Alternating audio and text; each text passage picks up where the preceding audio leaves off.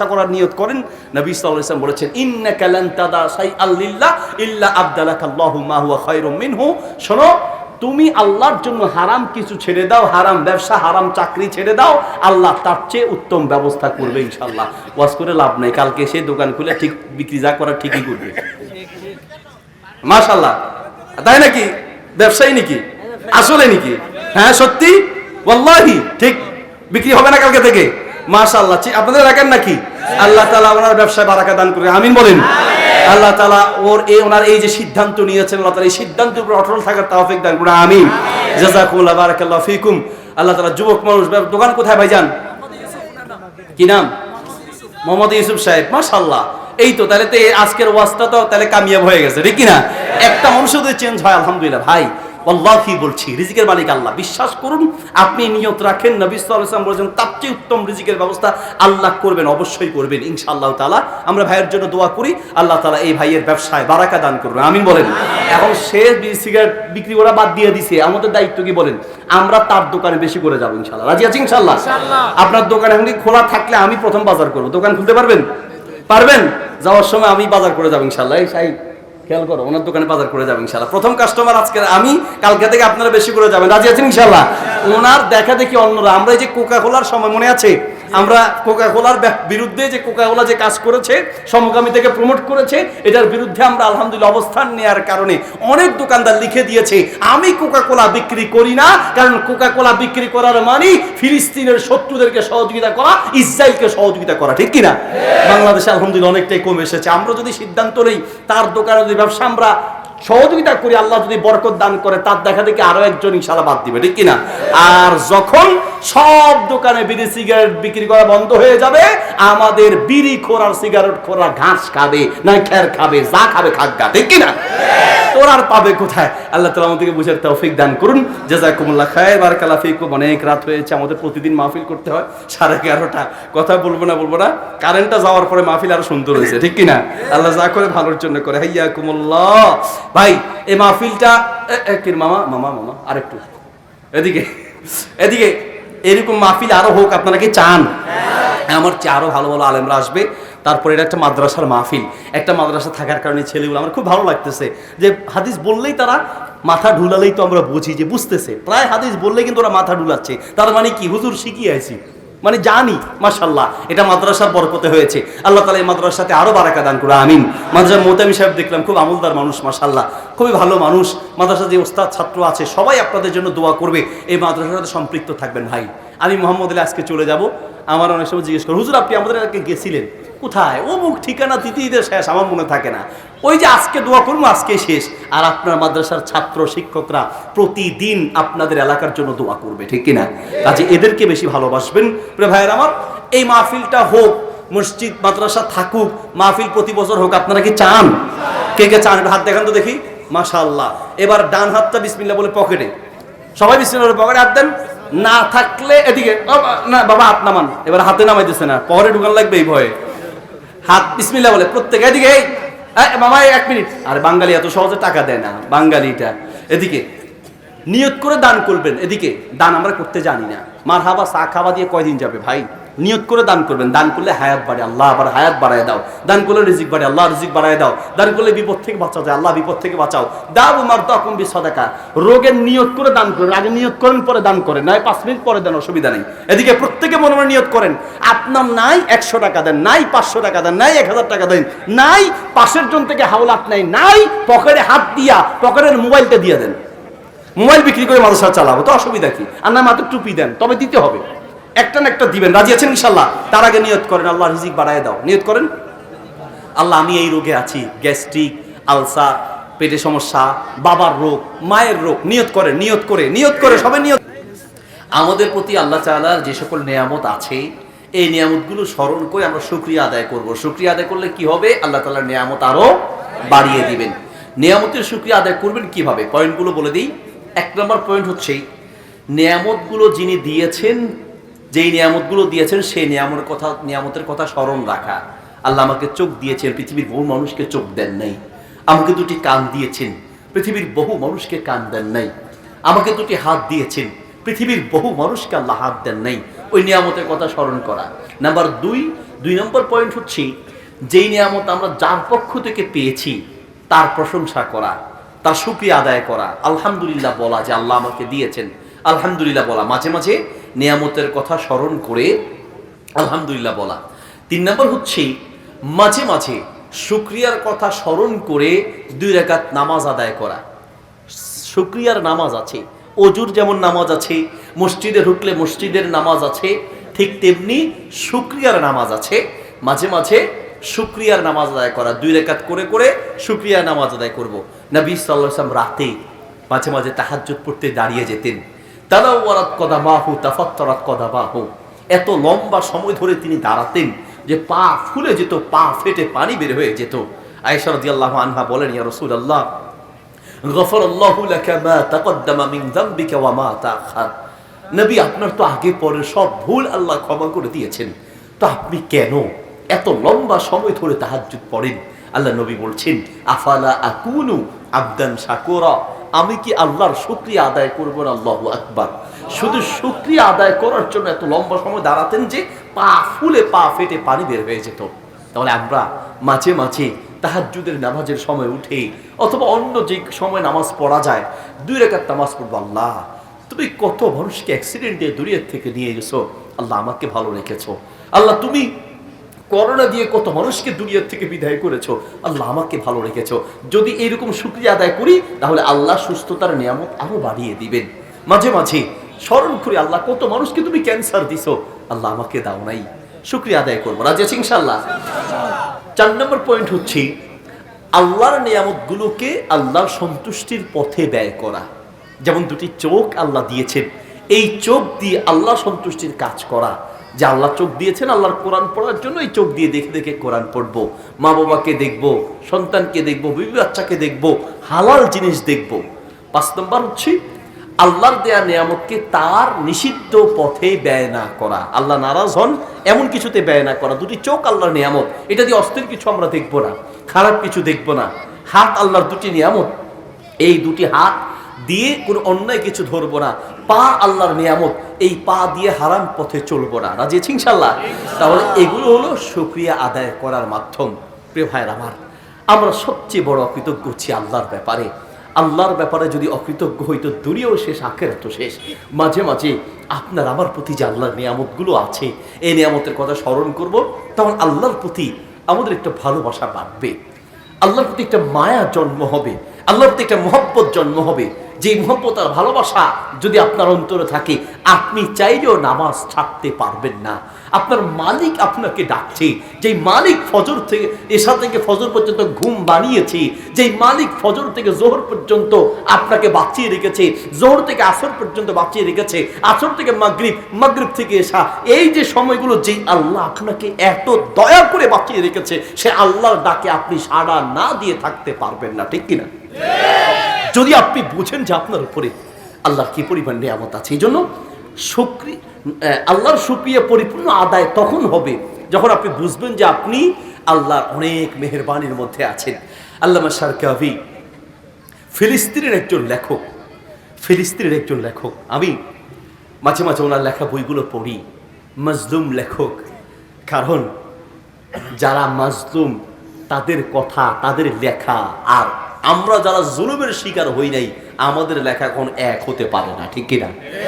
জুলুমের কষ্ট যে কি পরিমাণ কষ্ট বিগত কয়েকটা বছর বাংলাদেশের জনগণ বুঝতে পেরেছে। কাকে বলে জুলুম, কাকে বলে? জুলুমের ইতিহাস আপনাদের পুরোটা জানা নাই, গ্রাম পর্যন্ত আপনারা হয়তো পৌঁছাতেও পারেন নাই, কিন্তু কিছু কিছু মানুষকে আল্লাহু আকবার পৃথিবী থেকে নিশ্চিহ্ন করে দিয়েছে, ঠিক কিনা? একটা মানুষকে মেরে ফেললে এটা যেমন কষ্ট, আরো বড় কষ্ট হচ্ছে গুম করে ফেলা। এদেশের সবচেয়ে বড় রাজনীতি আর জুলুমের শিকার হয়েছে, গুমের শিকার, জুলুমের শিকার। কথা বলে ঠিক কিনা? গজব এমনি আসে নাই। আপনাকে একটা তথ্য দিয়ে আপনি অবাক হয়ে যাবেন। আল জাজিরা বিগত একজন ভূমিমন্ত্রীর একটা আপনার ডকুমেন্ট তৈরি করেছে। কি? বাংলাদেশের একজন মন্ত্রী শুধুমাত্র যুক্তরাষ্ট্রে ওই লোক বাড়ি ক্রয় করেছে 360টা। 300 সুবহানাল্লাহ, 360টা বাড়ি ক্রয় করেছে শুধু যুক্তরাষ্ট্রে, প্রায় 4000 কোটি টাকা। আপনার আমার 1-2 কোটি টাকা নাই, আর ওই লোক 4000 কোটি টাকা দিয়া যুক্তরাষ্ট্রে, শুধু এই যুক্তরাষ্ট্রে বাড়ি ক্রয় করেছে। এই জালেমের এক জোড়া জুতা বানাতে সময় লাগতো 4 মাস। সেই জুতা পরতো সাধারণ চামড়ার জুতা নয়, গরুর চামড়া দিয়ে জুতা পরবে না, তার জুতা তৈরি করা হতো কুমিরের চামড়া আর উট পাখির চামড়া দিয়ে। 4 মাস সময় লাগতো। এইভাবে হাজার হাজার কোটি টাকা বিদেশের মাটিতে পাচার করেছে। এই টাকা ওর বাপ দাদার টাকা নয়, খোঁজ নিয়ে দেখেন ওর প্রত্যেকটা টাকা আপনার আর আমার বাংলাদেশের সাধারণ জনগণের রক্ত চোষা টাকা, ঠিক কিনা? জালিম কাকে বলে, জুলুম কাকে বলে? কেউ কি এখন মায়া কান্না দেখায়? কেউ কি এখন মায়া কান্না দেখাচ্ছ? তুমি বুঝো জুলুমের শিকার, বুঝো জালিম কাকে বলে, বুঝো। ঢাকা শহরের এক মেয়র, ওই লোকের বাড়ি থেকে অফিসে তার খানা আনার জন্য একটা গাড়ি সে ক্রয় করেছে। সরকারি খরচ দিয়ে একটা গাড়ি ক্রয় করেছে। ওই গাড়িটার কাজ হলো শুধু বাড়ি থেকে অফিসে এক বেলার দুপুরের খাবার আনবে। আর ওই খাবার আনার জন্য তেলের খরচ বাবদ নিয়েছে 28,05,000 টাকা। সুবহানাল্লাহ, নাউজুবিল্লাহ। জালিম কাকে বলে আর জুলুম কাকে বলে?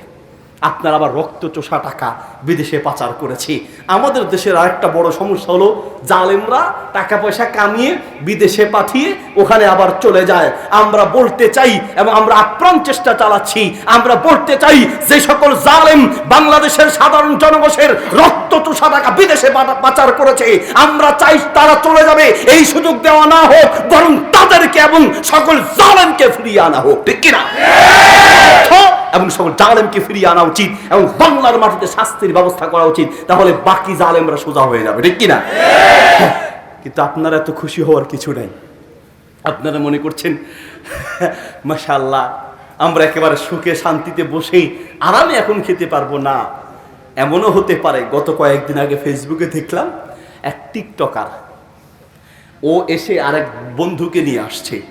নিয়ে এসে সে বলছে, হাই গাইস, আগে এই টিকটক আইডি আমি চালাইতাম, আমি এখন সময় পাই না, আমার সময় নাই, আমার এই টিকটক আইডি ও চালাবে, তোমরা তাকে সাপোর্ট দিও। এখন আর আমি চালাবো না, আমারটা ও চালাবে। কথা এখনো বুঝেন নেই?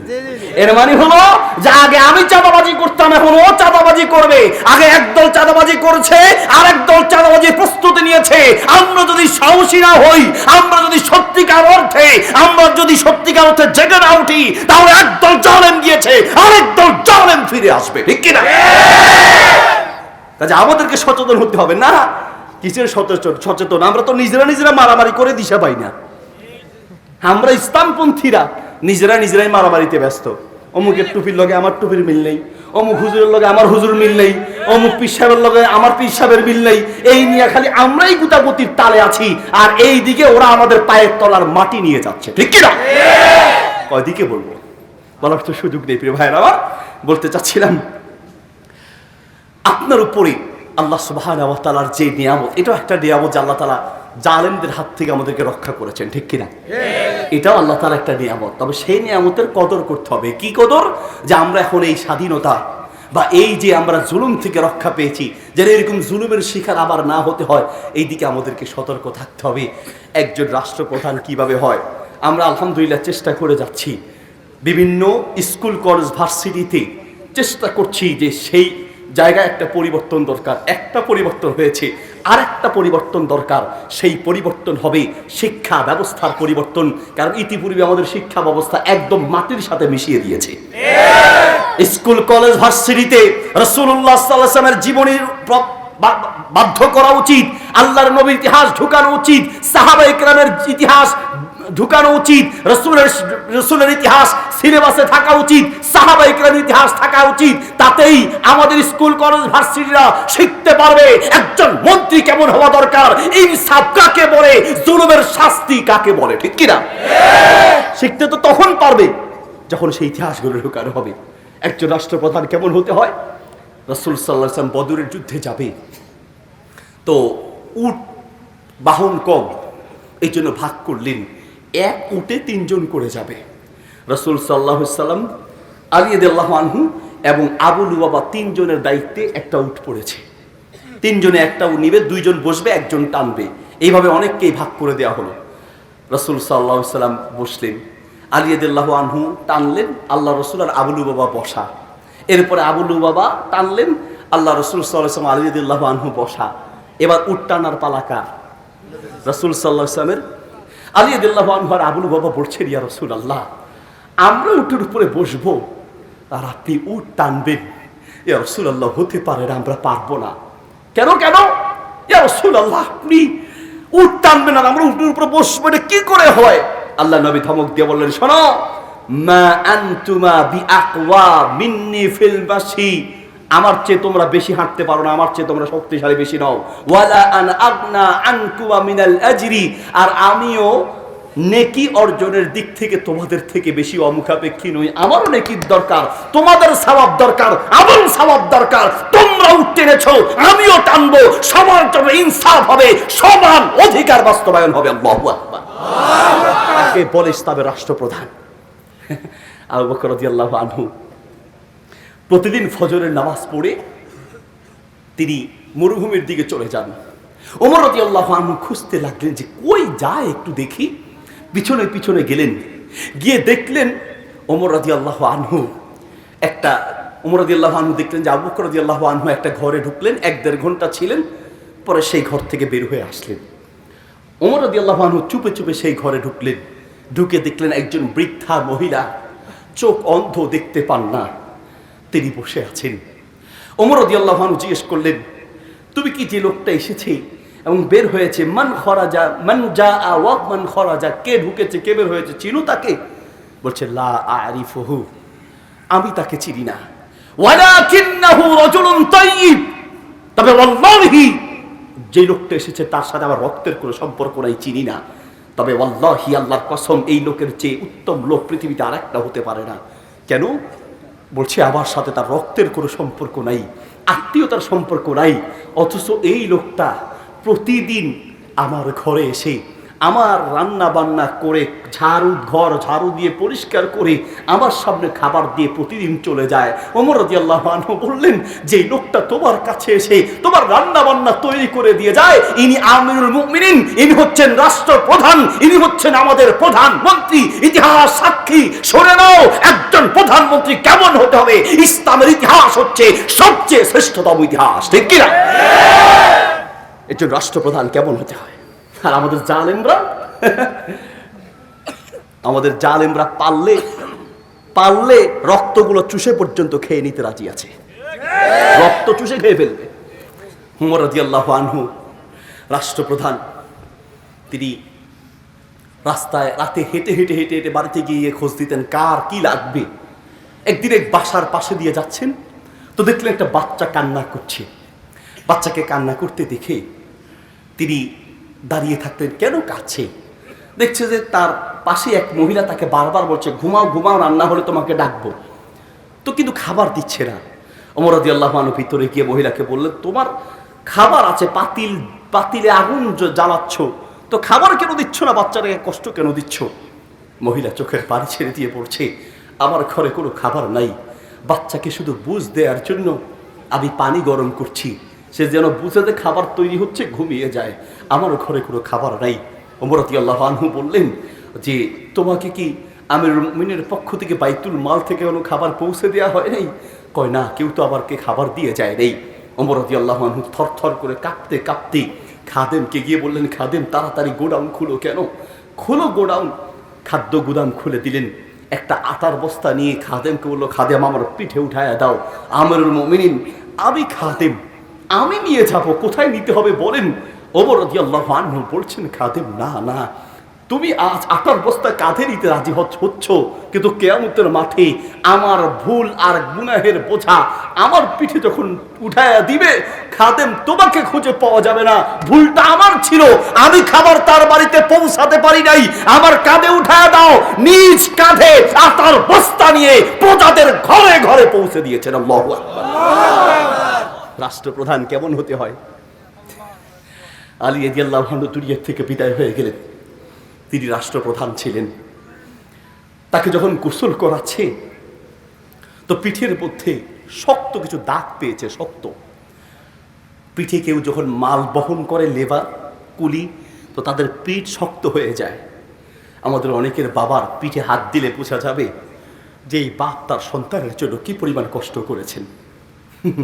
তুমি তো হোটেলে গেলে তোমার রুটি আর গোস্ত ছাড়া, কাবাব ছাড়া, হালিম ছাড়া তোমার পেটে খাবার যায় না। আর আমি আমার বাবাকে কোনোদিন দেখি নেই রুটি আর গোস্ত দিয়ে হোটেলে নাস্তা করতে। দেখেছি আমার বাবা বেশির থেকে বেশি রুটি, ডাল, ভাজি আর চা দিয়ে খেতেন। কারণ প্রত্যেকটা বাবা চিন্তা করতেন এখানে টাকাগুলোকে নষ্ট না করে গোস্ত বাড়িতে নিয়ে একসাথে বসে খাবো। হোটেলে বাবারা টাকা খরচ করেন না সন্তানের দিকে তাকায়া, ঠিক কিনা?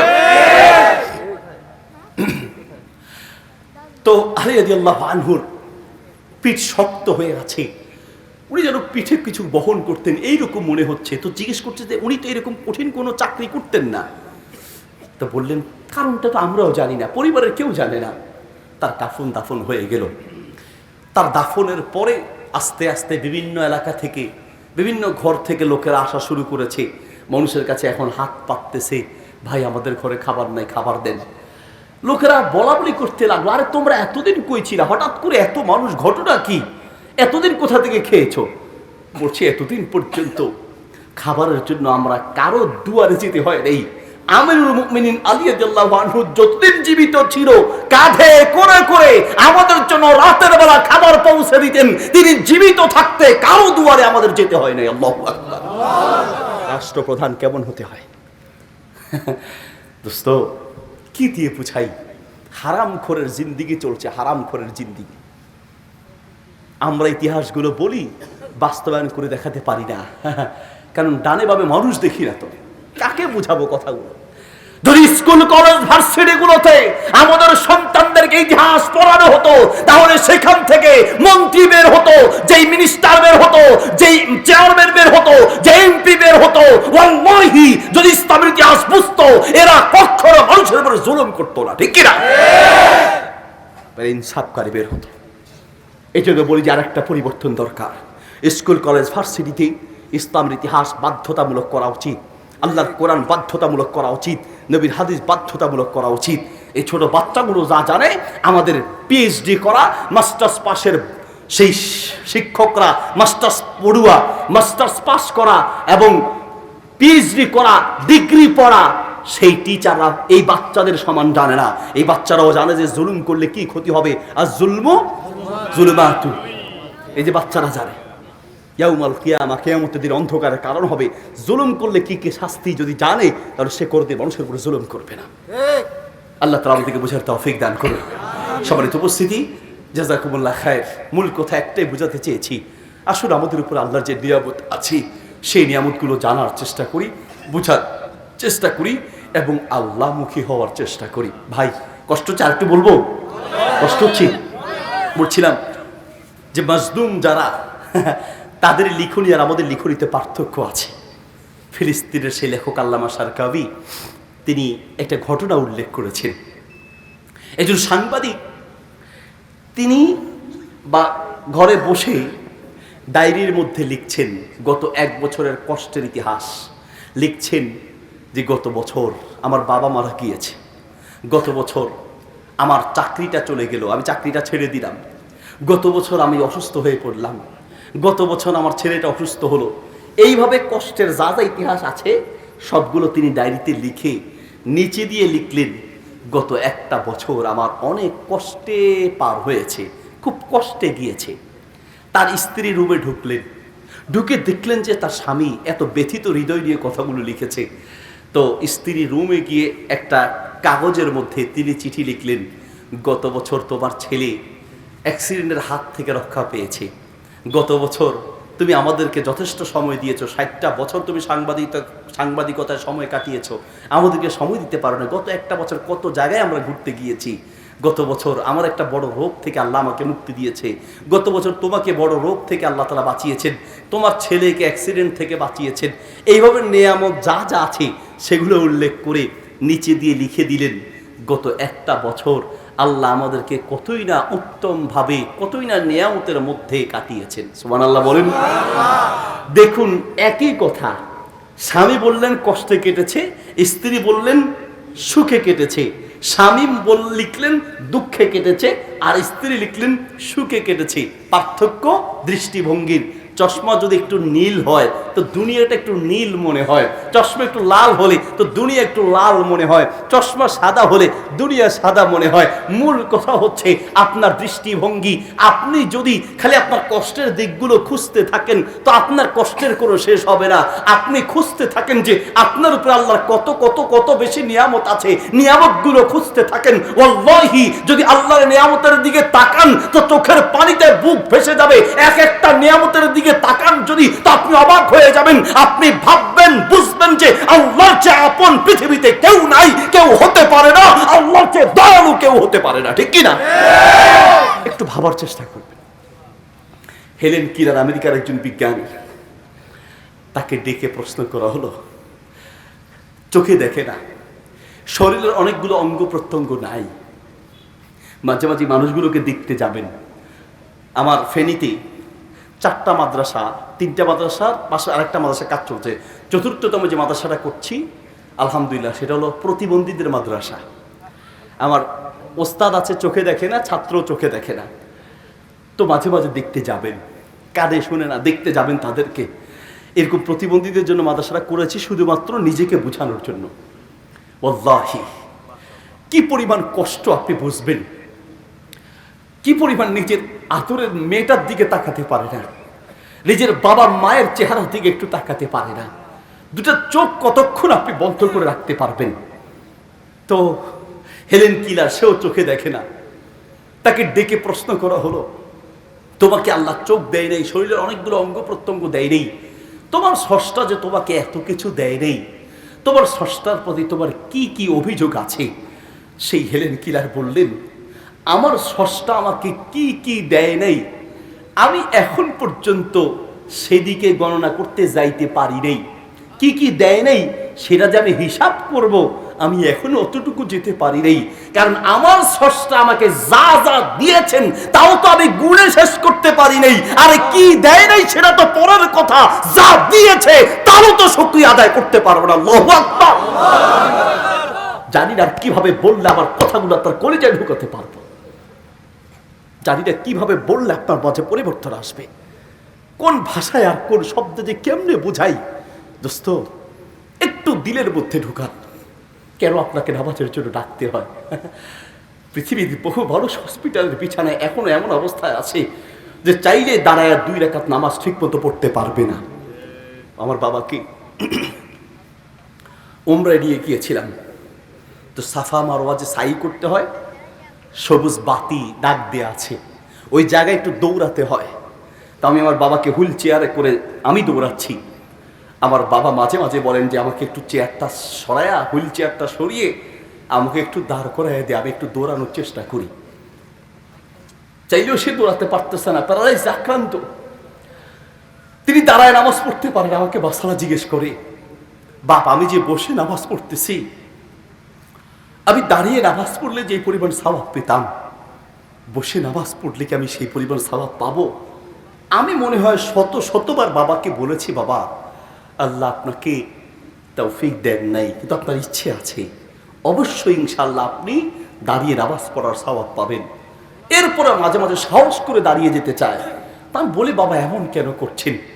আমার বাবা বলে যে বসে নামাজ পড়লে সওয়াব পাবো ঠিক আছে, কিন্তু দাঁড়ায় নামাজ পড়ার যে মজা, যে মায়া, যে ভালোবাসা, যে মহব্বত, যে মজা দাঁড়িয়ে নামাজ পড়ার, বসে নামাজ পড়লে তো আর সেই মজাটা পাবো না। আল্লাহু আকবার। বড় যুবক, তোমাকে কি দিয়া বুঝাই বলো? তুমি তো মনে করছো বুড়া হলে ঠিক হয়ে যাবে। তুমি যে বুড়া হবার তার গ্যারান্টিটা কোথায় বলো? তুমি যে বৃদ্ধ হতে পারবা, সেই সময়ে পাবা, সেই গ্যারান্টিটা কোথায় তোমার বলো? পৃথিবীর বহু মানুষ আগামী বছর ভালো হবে বলা, এমন বহু মানুষ আগামী দিনটাও পায় নাই। আরেকজনের জানাজা পড়তে গিয়ে নিজের জানাজা তৈরি হয়েছে। কত মানুষের ইতিহাস তোমাকে বলি। প্রিয় বন্ধু, এক যুবক একটা মেয়ের সাথে তার রিলেশন, বেয়াদবি মাফ করবেন, সে মোবাইলে হোয়াটসঅ্যাপে মেসেজ পাঠিয়ে জানিয়ে দিয়েছে তোমার সাথে আর আমি হারাম রিলেশন রাখবো না, রিলেশন শেষ, আমি ইসলাম বুঝেছি, দিন বুঝেছি, আমি হালাল পথে চলতে চাই, যদি আমার তকদিরে তুমি থাকো তো আল্লাহ হালাল পথে তোমাকে আমার কাছে নিয়ে আসবে, এই কথা বলে মেসেজ দিয়ে ব্লক করে দিয়েছেন। একদিন মেয়েটা তাকে ফোনে পায় না, তো পুকুরে সে অজু করতে গিয়েছে, পুকুরের ওই পাশে হচ্ছে মেয়েটার বাড়ি। মেয়েটা ছাদের উপরে উঠে আওয়াজ করে চিল্লায় তাকে তিরস্কার করে বলছে, হুজুর হইছে হুজুর, এই বেটা বুড়া বয়সের কাম তুমি জুয়ানকালে কেন শুরু করছো? যুবকটাকে বলতেছে। যুবকটা এক নজর তাকায়া চোখ ফিরায়া পিছন দিকে যেতে যেতে বলছি, আল্লাহর কসম বুড়া বয়সের কাম আমি এখন শুরু করেছি, তুমি বলছো? আল্লাহর কসম করে বলছি আমি যে বুড়া হব এই গ্যারান্টি আমার নাই, আমি যে বুড়া বয়সটা পাবো এইরকম কোনো গ্যারান্টি নাই, এই জন্যই আমি এখন থেকে শুরু করেছি। আল্লাহু আকবার। আমি যে সেই বয়সটা পাবো সেই গ্যারান্টি তো আমার নাই, আমি তো এখনই শেষ হয়ে যেতে পারি। শোনো যুবক, তোমার এখনকার ইবাদত আর বুড়ো বয়সের ইবাদত আসমান আর জমিন পার্থক্য। তো কাজেই তোমাকে যে আল্লাহ তৌফিক দিয়েছেন সেই তৌফিক শুকরিয়া আদায় করতে হবে, বেশি বেশি আল্লাহর নিয়ামতের শুকরিয়া আদায় করে আল্লাহকে বেশি বেশি সেজদা দিতে হবে। আল্লাহ তাআলা তৌফিক দান করবে, আমিন। অনেকগুলো প্রশ্ন, সবগুলো প্রশ্নের উত্তর দিব না, কয়েকটা প্রশ্নের উত্তর দিব। এক একটি প্রশ্ন এক একটা ওয়াজ। আপনাদের দেশে বোধহয় প্রশ্ন উত্তর করতে আর আগে দেখেন নাই, তাই না? হয়তো আপনাদের কাছে নতুন মনে হতে পারে, নতুন না, বরঞ্চ এটা ভালো। কেন ভালো? আপনাদের কি প্রয়োজন এটা আমার জানা নাই, কিন্তু আপনাদের কাছ থেকে প্রশ্ন পেলে তাহলে আমি বুঝতে পারবো যে হ্যাঁ এলাকায় এই জিনিসটা প্রয়োজন। যেমন আপনাদের ইমাম মৌলানা সাহেব একটা দিয়েছেন, আশপাশ থেকে দিচ্ছেন, তা আপনারাও দিতে পারেন। তো সব এখন আর উত্তর দেওয়ার সময় নেই। প্রথম প্রশ্ন হচ্ছে, শেষ ভালো ভালো যার সব ভালো তার, এই প্রবাদ বাক্যটির কতটুকু বাস্তবতা? শেষ ভালো যার সব ভালো তার, এটা হাদিসের অনুবাদ। হয়তো এটা বাংলা ভাষায় প্রবাদটা একটু ভিন্ন রকমে বলা হয়েছে, কিন্তু মূলত একটা হাদিসের ভাবার্থ। হাদিসটি কি? ওই যে আমাদের নুরানিতে পড়ানো হয়, নবী সাল্লাল্লাহু আলাইহি ওয়াসাল্লাম বলেছেন, ইন্নামাল আমালু বিল খাওয়াতিম, নিশ্চয়ই আমল সমূহ নির্ভর করে শেষ অবস্থার উপরে। তার মানে অন্য একটি হাদিসে আছে, নবী সাল্লাল্লাহু আলাইহি ওয়াসাল্লাম বলে, একবারে কলিজা কাঁপিয়ে দেওয়ার মতো হাদিস। আল্লাহ নবী বলেন যে কোনো মানুষ ইবাদত করতে করতে করতে করতে এত বেশি ইবাদত করবে, তার মাঝে আর জান্নাতের মাঝে পার্থক্য থাকবে শুধু এক হাত। মানে মরলেই লোকটা জান্নাতে চলে যাবে, ঠিক সেই মুহূর্তে এমন একটা গুনাহ করে বসবে, শেষ পর্যন্ত এই জান্নাতের কাছের লোকটাই জাহান্নামে চলে যাবে। নাউজুবিল্লাহ বলেন। আবার কোনো মানুষ গুনাহ করতে করতে করতে করতে এমন পর্যায়ে যায় যে তার মাঝে আর জাহান্নামের মাঝে পার্থক্য শুধু একটা হাত। মানে মরলেই লোকটা জাহান্নামে যাবে নিশ্চিত, কিন্তু মৃত্যুর আগে সে এমন একটা কাজ করে বসে যে সেই একটা কাজ ওই জাহান্নামের কাছ থেকে ফিরিয়ে নিয়ে এসে তাকে জান্নাতের মেহমান বানিয়ে দেয়। তাহলে শেষ আমলটা আপনার কেমন ছিল, শেষ অবস্থায় আপনি কি অবস্থায় ছিলেন, এটার উপরে নির্ভর করবে আপনার জান্নাত জাহান্নাম। শেষ পর্যন্ত ঈমান রাখতে পারে কিনা, ঈমানের উপরে থাকতে পারে কিনা। ভাই রে, নবী সাল্লাল্লাহু আলাইহি ওয়াসাল্লাম বলেছেন, কিয়ামতের আগে এমন একটা যুগ আসবে, ইউসবিহুর রাজুলু মুমিনান ওয়া ইউমসি কাফিরান। সকালে মানুষ ঈমানদার থাকবে তো সন্ধ্যায় কাফের হবে, সন্ধ্যায় ঈমানদার থাকবে তো সকালে কাফের হবে। সেই যুগ চলছে, সেই যুগ। আপনি তো ঘুমিয়ে যান, আমরা রাতে ঘুমাতে পারি না শুধু এই টেনশনে। ট্রান্সজেন্ডার একটা ফিতনা চলছে। ট্রান্সজেন্ডার বুঝেন? ছেলে মন চাইলে মেয়ে হবে, মেয়ে মন চাইলে ছেলে হবে, মনে মনে ছেলে, মনে মনে মেয়ে। বুঝেন নেই? মানে কেমন একটা কথা, সাধারণ, এটা মানে এখন স্বাভাবিক হয়ে গেছে। ছেলে, এবং এটার জন্য আন্দোলন করছে, এটার জন্য সুগভীর ষড়যন্ত্র চলছে। ছেলে মনে চাইলে মেয়ে হবে, মেয়ে মন চাইলে ছেলে। আপনি কিছু বলতেও পারবেন না, কারণ এটা স্বাধীনতা। এটার নাম নাকি স্বাধীনতা? একটা ছেলে মনে হয় এক চোর মসজিদে গিয়ে বাতি চুরি করে চলে যাচ্ছে, পিছন থেকে মুয়াজ্জিন সাহেব দেখছেন, দেখে ওই চোরাকে ধরে বলছে, ইউহা সারিক, দাঁড়াও, এদিকে আসো। লিমা তাসরিক, চুরি করছো কেন? কেন চুরি করছো? লা সিরকু, আমি চুরি করছি না। তো কি করছো যে তুমি বাতি নিয়ে চলে যাচ্ছ, লাইট নিয়ে চলে যাচ্ছ? বলছে শোনো, ইন্নি আব্দুল্লাহ ওয়াহাদা বাইতুল্লাহ, আমি আল্লাহর বান্দা, আমি আল্লাহর লোক, আমি আল্লাহর গোলাম, আমি আল্লাহর দলের লোক, আমি আল্লাহর লোক। ওয়াহাদা বাইতুল্লাহ, এটা হচ্ছে আল্লাহর ঘর, মসজিদ আল্লাহর ঘর। তো আল্লাহর ঘর, আল্লাহর ঘর থেকে আল্লাহর বান্দা আল্লাহর জিনিস নিয়ে যাচ্ছে, তো তুমি বাধা দেওয়ার কে? ওয়াল মিসবাহু মিসবাহুল্লাহ, বাতি হলো আল্লাহর বাতি। তার মানে আল্লাহর বাতি আল্লাহর ঘর থেকে আল্লাহর বান্দা নিচ্ছে, তো এটা চুরি কেমন হইলো? বুঝেন নেই? দলিল দেখছেন? যুক্তি কাকে বলে? এই মুয়াজ্জিন সাহেব বুঝছেন? মুয়াজ্জিন সাহেব মেধাবী ছিলেন, তো তিনি বললেন বুঝছি, ফাহিমতু ওয়ালাকিন ইনতাজিরিনি, আমাকে একটু সুযোগ দাও, আমি একটু ব্যাখ্যা করি। তুমি যেমন ব্যাখ্যা করছো, আমার একটু ব্যাখ্যা আছে, একটু দাঁড়াও।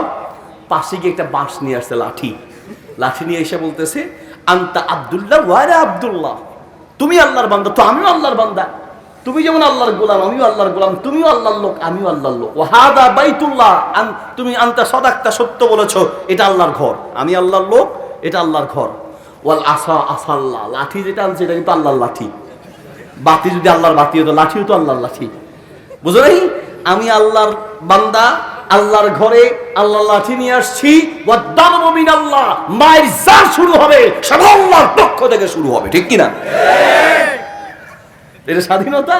প্রিয় ভাইয়েরা আমার, দুঃখের সাথে বলতে হয়, কোন মুসলমান যদি বলে যে একটা ছেলে মন ছেলে মেয়ে হবে, অসুবিধা কি? আল্লাহ মাফ করুন, যদি কোনো মেয়ে ছেলে হবে, অসুবিধা কি? যদি আপনি খালি সমর্থন করেন, ওয়াল্লাহি এইরকম সমকামিতাকে, এইরকম ট্রান্সজেন্ডারকে কেউ যদি সমর্থন করে, তার ঈমান ভেঙে চুরমার হয়ে যাবে, নিঃসন্দেহে কাফের হয়ে যাবে।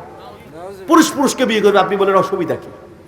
স্বাধীনতা। আপনি খালি সমর্থন করলে আপনি ঈমান শেষ হয়ে যাবে, সেই ফিতনা চলছে। নবী সাল্লাল্লাহু আলাইহি ওয়াসাল্লাম বলেন যে শেষ অবস্থা পর্যন্ত যদি ঈমান নিয়ে টিকে থাকতে পারেন আর ওই ঈমান নিয়ে মরতে পারেন, তবেই জান্নাত। আর শেষ অবস্থা, আগে অনেক ভালো কাজ করছেন, ইবলিস তো আগে ভালো কাজ করছে, ঠিক না? কিন্তু তার শেষটা খারাপ ছিল। আমাদের শেষটা যেন খারাপ না হয়, এটা মনে রাখতে হবে, যেন শেষ পর্যন্ত, শেষ ভালো যার, সব ভালো তার। এটা হচ্ছে হাদিসেরই একটি ভাবানুবাদ। এরপর প্রশ্ন হচ্ছে, দাড়ি কাটে ইমামের পিছনে নামাজ পড়লে নামাজ হবে কিনা?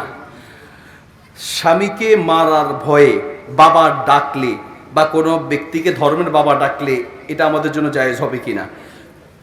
প্রথম প্রশ্ন হচ্ছে, দাড়ি কাটে ইমামের পিছনে নামাজ পড়া জায়েজ হবে কিনা? উত্তর হচ্ছে, দাড়ি রাখা শরীয়তে হচ্ছে ওয়াজিব না সুন্নাত? ওলামা ইকরাম ওয়াজিব বলেছে, আপনারা সুন্নত বলছেন, তাই না? কারণ কি, আমাদের দেশের মানুষ, হুজুর দাড়ি না রাখলে, দাড়ি ওয়াজিব না সুন্নত?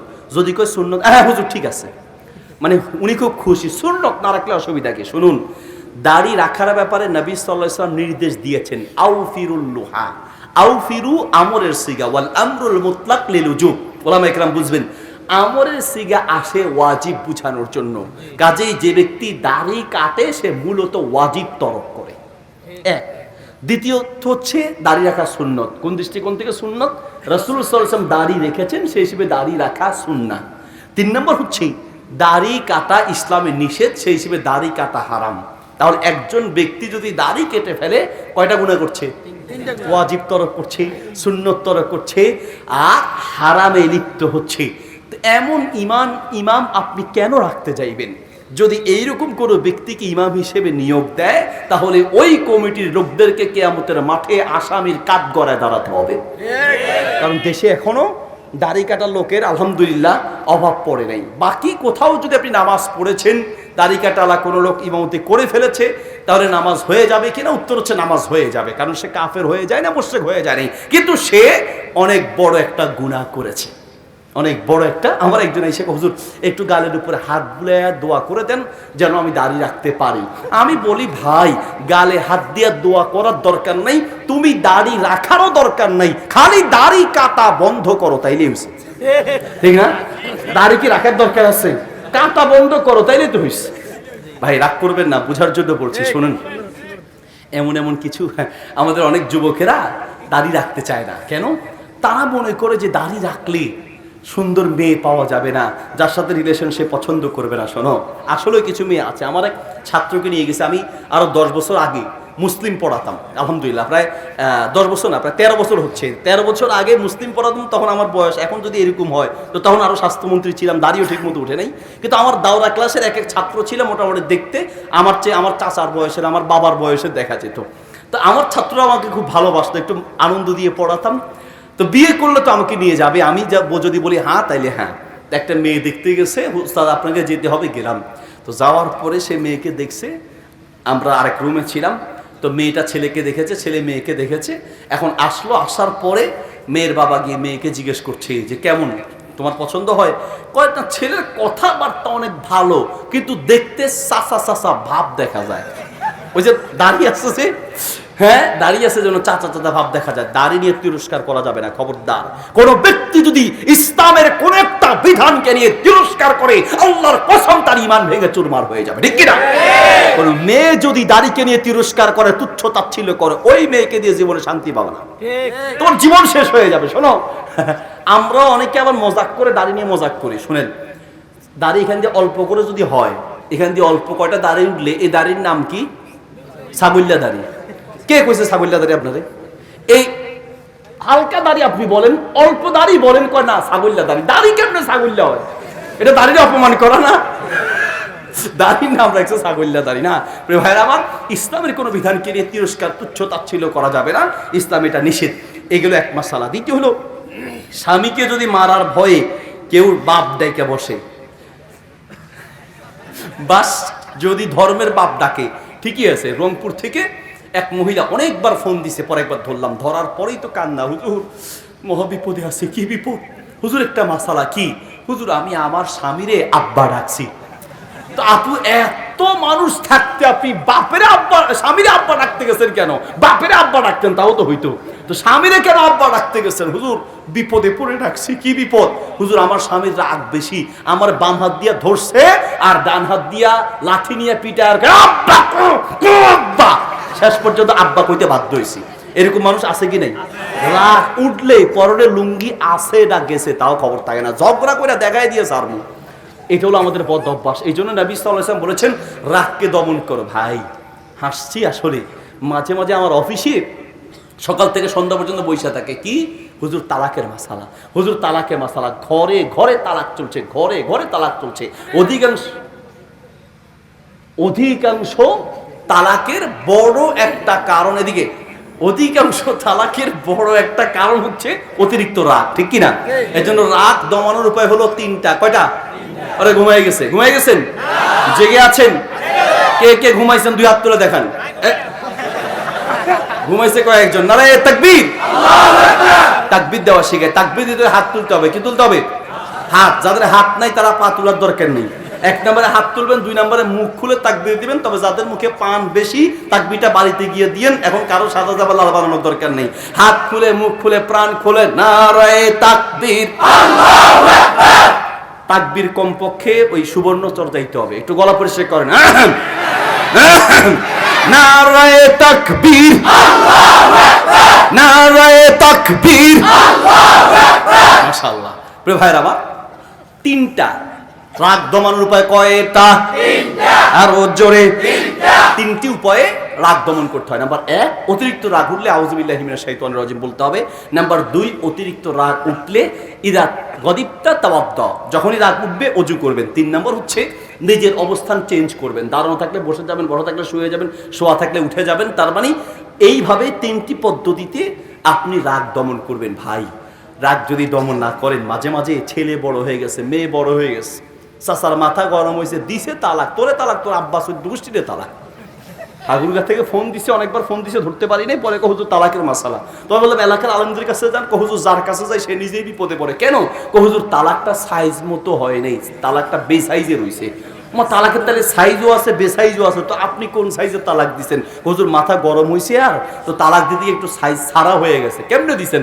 দিছি তালাক দেওয়ার সময় বলছি তোর মারে তালাক, তোর আব্বারে তালাক, তোর 14 গোষ্ঠীরে তালাক, তোরে 100, 200, 300। কয়শো? 300। আমি বললাম গোডাউনে কি আর আসিল না? 300 পর্যন্ত শেষ না, আরো আসিল। এই হলো আমাদের সমাজের বাস্তবতা। প্রিয় ভাইয়ের আমার, রাগটাকে দমন করতে হবে। এই যে স্বামীকে অনেক সময় আব্বা ডাইকা বলে, স্বামীকে বাবা ডাকে, আবার ওয়াইফকে মা ডাকে, অনেক মাসালা আছে। বিনা কারণে যদি কেউ মাহারামকে, কোনো গায়রে মাহারামকে মাহারামের সাথে অথবা মাহারামকে আরেক মাহারামের সাথে, সোজা কথা বলি, কেউ যদি তার স্বামীকে বাবার সাথে তুলনা করে, অথবা কোনো স্বামী যদি তার স্ত্রীকে মায়ের সাথে তুলনা করে কোনো অঙ্গ প্রত্যঙ্গ ইচ্ছাকৃতভাবে, তাহলে সেই ক্ষেত্রে এই স্ত্রী এই স্বামী তার জন্য হারাম হয়ে যাবে। বাকি ওই যে আব্বা ডাকছে, বাবা বলছে, এগুলো কি ইচ্ছে করে না মায়ের ঠেলায়, মায়ের ভয়ে, অথবা কথার কথায় বলে ফেলছে যেন এই ক্ষেত্রে তার কাফারা লাগবে না, স্ত্রী বা স্বামী হারাম হবে না, কিন্তু সেই ক্ষেত্রে তাকে অবশ্যই অনুতপ্ত হতে হবে, আল্লাহর কাছে ক্ষমা চাইতে হবে। ধর্মের বাপ বলতে কোনো বাপ নেই। ধর্মের বাপ কি? ওই যে বিয়ের যে কাজী হয়, এটাই কি বলে, উকিল বাবা, এই বাবা সেই বাবা, ল্যাংটা বাবা, ডেক্সি বাবা, হান্ডি বাবা, ওই সালা বাবা, বাবার দেশে অভাব নেই। মহিলাদের হইলো, হিন্দুদের হইলো মা, কালী মা, দুর্গা মা, এই মা সেই মা, আর আমাদের মুসলমানরা হলো কি অমুক বাবা, তমুক বাবা, এই বাবা সেই বাবা, কোনো বাবা নাই, বাবা একজনই হবে। আমরা শ্বশুরকে যে বাবা ডাকি, এটা হচ্ছে জাস্ট কথার কথা হিসেবে ডাকি, মূলত হাদিসের জন্মদাতা পিতা সেই হলো আসল বাবা। কাজেই আপনি যাকে তাকে বাবা বানাই দিবেন বাবার মতো, তা সে আপনার মাহারাম হয়ে যাবে। শ্বশুর মাহারাম হবে আপনার স্বামীর কারণে, কিন্তু অন্য কাউকে বাবা রেখে তার সাথে বাবার মতো করে আপনি আচরণ করবেন, শরীয়ত এটাকে অ্যালাউ করে না, সমর্থন করে না। অনেক প্রশ্ন করে, উত্তর দিব। আকিকা 7 দিনের মধ্যেই কি দিতে হবে নাকি 7 দিনের পরেও দেওয়া যাবে? এর উত্তর হচ্ছে, আকিকা বুঝুন তো নাকি, সন্তান জন্মগ্রহণ করলে হাদিসে এসেছে, নবী সাল্লাল্লাহু আলাইহি ওয়াসাল্লাম বলেছেন, কুল্লু গুলামিন রহিনাতুন বিআকিকাতিহি, প্রত্যেকটা সন্তান বন্ধক থাকে আকিকার সাথে। সন্তানের রোগ শোক বিপদ আপদ এগুলো দূরীভূত হয় আকিকার মাধ্যমে, এটা একটা ব্যাখ্যা। আরেকটা ব্যাখ্যা হচ্ছে কিয়ামতের মাঠে সন্তান আপনার জন্য সুপারিশ করবে যদি আপনি তার জন্য আকিকা করেন। আকিকা কোন দিন করতে হবে? হাদিস এসেছে 7ম দিনে। আকিকা করার নিয়ম হচ্ছে 7ম দিনে আকিকা করবেন। কোনো কারণে যদি 7ম দিনে করতে না পারেন, তাহলে একটা রেওয়ায়াত পাওয়া যায়, এটা কিন্তু 7ম দিনের মতো শক্তিশালী নয়, এই জন্য 7ম দিনে খুব গুরুত্ব দেওয়া উচিত না। এখনো ছেলে আসে নাই, ওর বাপ বিদেশে, আসলে দিমু, এগুলো না, বরং উচিত 7ম দিনে দিবেন। পরে পারলে আপনি মানুষকে খাওয়ান, সেটা ভিন্ন কথা, কিন্তু 7ম দিনে আকিকা দিবেন। ছেলে হলে 2টি, মেয়ে হলে 1টি ছাগল, মেয়ে হলে 1টি, ছেলে হলে 2টি ছাগল দিতে হয়। কোনো কারণে টাকা পয়সা কম থাকলে ছেলে হলে 1টি ছাগল দিয়েও আকিকা করা যাবে, অসুবিধা নেই। আর একটা সমাজে ভুল মাসালা আছে যে আকিকার গোস্ত মা বাবা খেতে পারে না, এটা ঠিক না। আকিকার গোস্ত মা বাবা, দাদা দাদি, নানা আত্মীয় স্বজন সবাই খেতে পারবে। তবে আপনি চাইলে আকিকার গোস্ত এতিম মিসকিনদেরকে দান করে দিবেন, এটা ভালো, অসুবিধা নেই, কিন্তু খেতে চাইলে খেতে পারবেন। আকিকা 7ম দিনেই করা উচিত। কোনো কারণে 7ম দিনে করতে না পারলে 14তম দিন এবং 21তম দিনে করতে পারেন, অথবা তাও না পারলে পরবর্তীতে করবেন, কিন্তু অবশ্যই 7ম দিনেই আকিকা করতে হবে। এরপর প্রশ্ন হচ্ছে, মহিলাদের পর্দা করা কতটুকু ফরজ, করতেই হবে কিনা? এটা তো কমন প্রশ্ন। মহিলাদের পর্দা করা তো অবশ্যই ফরজ, এবং এত গুরুত্বপূর্ণ ফরজ যে নামাজ দৈনিক 5 ওয়াক্ত 5 টাইম ফরজ। আর নামাজ দৈনিক 5 ওয়াক্ত 5 টাইম ফরজ, রোজা বছরে 1 মাস ফরজ, হজ জীবনে একবার ফরজ, যাকাত বছরে একবার ফরজ, আর পর্দা এমন একটা বিধান প্রতিটা সেকেন্ডে সেকেন্ডেই ফরজ। কোনো মহিলা যদি বেপর্দা অবস্থায় বের হয়, তাহলে প্রতি সেকেন্ডে সে ফরজ তরকের গুনাহ করে থাকে। এই জন্য ফরজ তরক হয়, এই গুনাহ থেকে নিজেরা বাঁচতে হবে, নিজেদের স্ত্রী এবং মেয়েদেরকে বাঁচাতে হবে। আল্লাহ তাআলা বুঝার তৌফিক দান করুন। ও আচ্ছা, দেখ পর্দা কতটুকু, চেহারা ঢাকতে হবে কিনা? উত্তর হচ্ছে অবশ্যই চেহারা ঢাকতে হবে। একটা মেয়ে যদি চেহারা দেখে, তাহলে তো তার আসল রূপটাই আপনি বুঝে ফেললেন। এই জন্য অবশ্যই চেহারা ঢাকতে হবে, চেহারা ঢেকে তাকে বের হতে হবে। এর সঙ্গে উত্তর দিচ্ছি, সময় কম। একটি সামাজিক মসজিদের কবর কি বিক্রি করা যায়? মৃত ব্যক্তি যদি উক্ত সমাজের বাসিন্দা হয়। কবর কেমনে বিক্রি করে? কবর মানে কবরের জায়গা নাকি? জায়গা বিক্রি করা যাবে, কারণ জায়গাটা হলো মসজিদের পক্ষ থেকে কিনা, কথার কথা, মাদ্রাসার পক্ষ থেকে কিনা, বা এলাকার পক্ষ থেকে কিনেছেন, অথবা কবরের জায়গাটা কোনো ব্যক্তির। তো আপনি সেখানে গিয়ে, কিছু মানুষ আছে লাখ লাখ কোটি কোটি টাকা জমায় রাখবে, নিজের কবর দেওয়ার জায়গাটা পর্যন্ত ঠিক করে যায় না, ঠিক কিনা?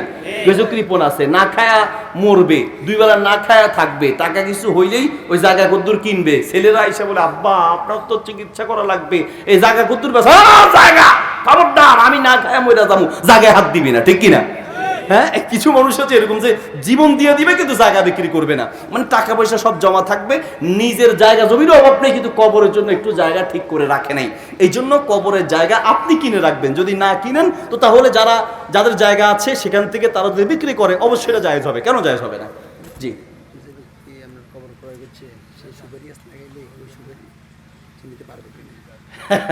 মাশাআল্লাহ, কি আজীব প্রশ্ন।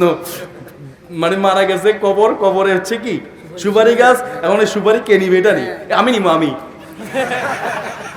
আমার বাসায় পাঠায় দিয়েন সুপারি। অনেকে মনে করেন যে কবরে যেগুলা হয় ওইটার ফল টল কিছু খাওয়া যাবে না, আসলে কবরস্থানকে বাগান বানানো যাবে না, বুঝতে পেরেছেন?